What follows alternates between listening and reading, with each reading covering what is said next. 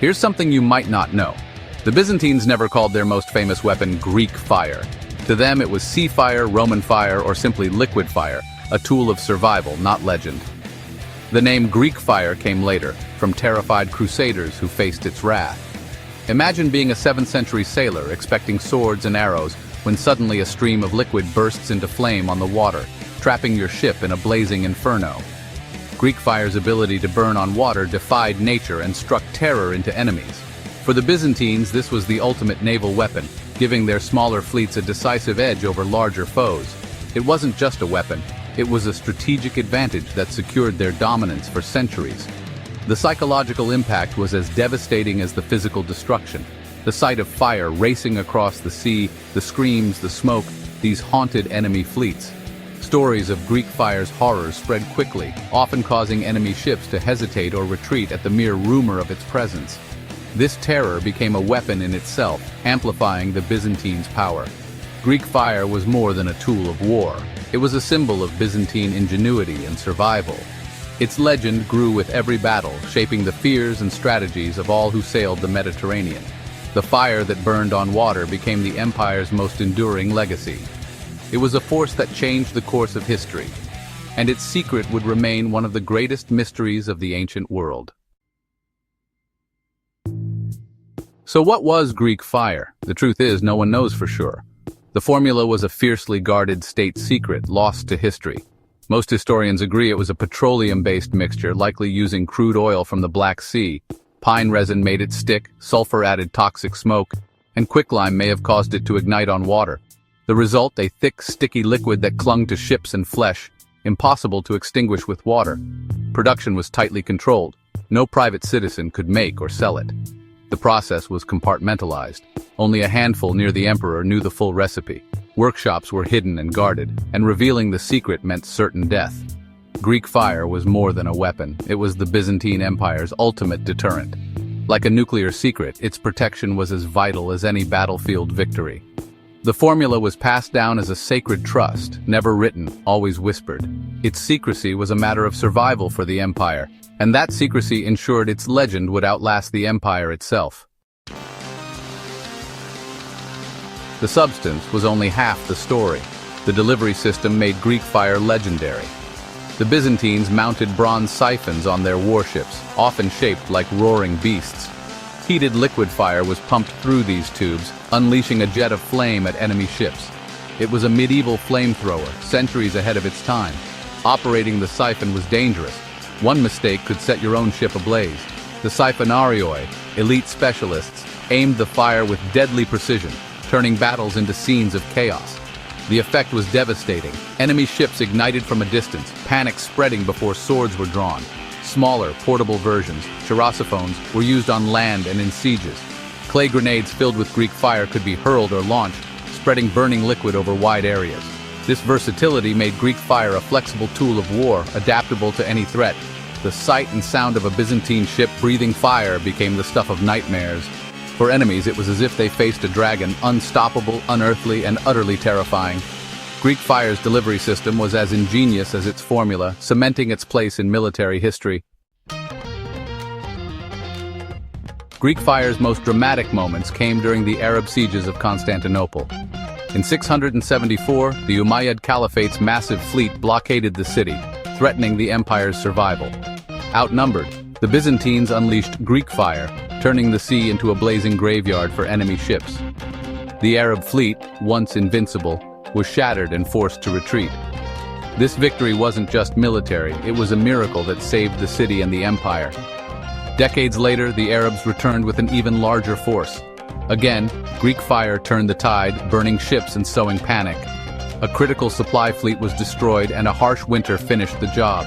The victory in 718 halted the Caliphate's advance into Europe.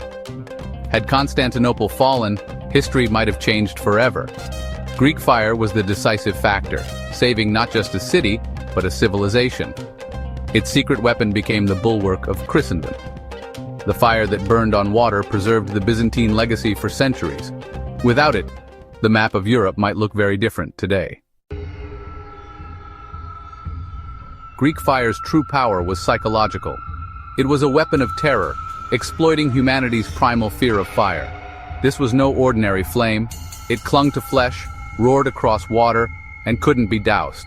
Its reputation alone could break enemy morale before battle began. Chronicles from the time describe it as hellfire wielded by sorcerers. Sometimes the threat of Greek fire was enough to deter attacks or force retreats. The Byzantines amplified this fear, designing siphons to look like monsters and shrouding the formula in secrecy. Rumors spread. Some said it was divine lightning, others a substance from hell. The mystery only deepened its legend.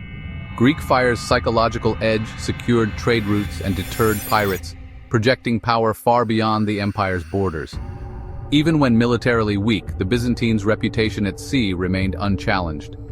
The weapon's mystique was as valuable as its flames. Greek fire was as much a tool of fear as of war. The formula for Greek fire was the Byzantine Empire's most sacred secret. Emperors warned their heirs never reveal it, for it was a divine gift, entrusted only to Constantinople. This religious framing turned the formula into a holy relic, not just a military asset. Production was compartmentalized, with only a few trusted technicians knowing the full process. Sworn to secrecy, their loyalty was enforced by fear and faith. For over 5 centuries, the Byzantines kept their monopoly. Enemies tried to copy it, but none matched its unique water-igniting power. The secret's survival was a testament to Byzantine discipline and devotion. Greek fire's mystery endured even as empires rose and fell around it. Despite all precautions, the secret of Greek fire faded with the Byzantine Empire. The Fourth Crusade's sack of Constantinople shattered the institutions that protected it. Workshops were destroyed, technicians scattered or killed, and the chain of knowledge was broken. Even after the city was reclaimed, the empire never fully recovered its power or its weapon. Gunpowder's rise made Greek fire less relevant, offering new ways to destroy ships and walls. By the 14th century, references to Greek fire had all but vanished.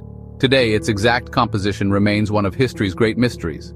Theories abound: petroleum, sulfur, pine resin, quicklime, but no one knows for sure. The secret died with the empire, leaving only legends and questions. Greek fire's legacy is its enduring enigma. Its story reminds us how easily knowledge can vanish.